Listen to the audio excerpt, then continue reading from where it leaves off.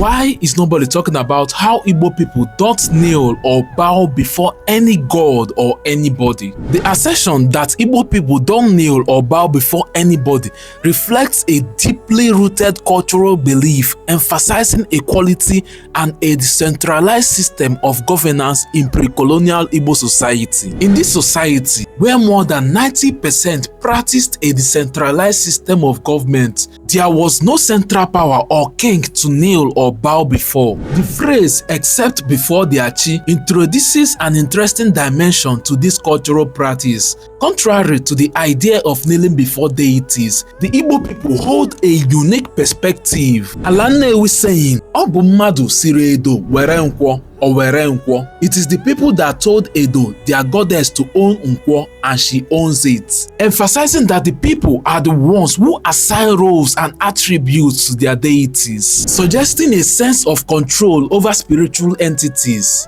The belief that deities serve specific purposes instituted by the community and they can be removed or replaced if needed. Even when it comes to personal chi, which holds a very significant place in Igbo spirituality, there is a distinct way of showing respect. Instead of kneeling or bowing, they sit comfortably during the Igofo, prayer for their chi. This cultural practice is not about pride, but reflects a distinct approach to spirituality and respect. The discussion surrounding pride in Igbo man arises from this practice. Rather than perceiving it as an arrogance, it can be seen as their manifestation of their belief in equality, self-determination, and a decentralized system of government. This cultural nuance challenged the notion that not kneeling or bowing implies disrespect. In essence, the Igbo practice of not kneeling or bowing before any entity, including deities, is deeply rooted in their cultural philosophy and understanding of spirituality. It is a manifestation of their unique beliefs and governance system, showcasing a different way of expressing respect without necessarily conforming to the traditional gesture of submission.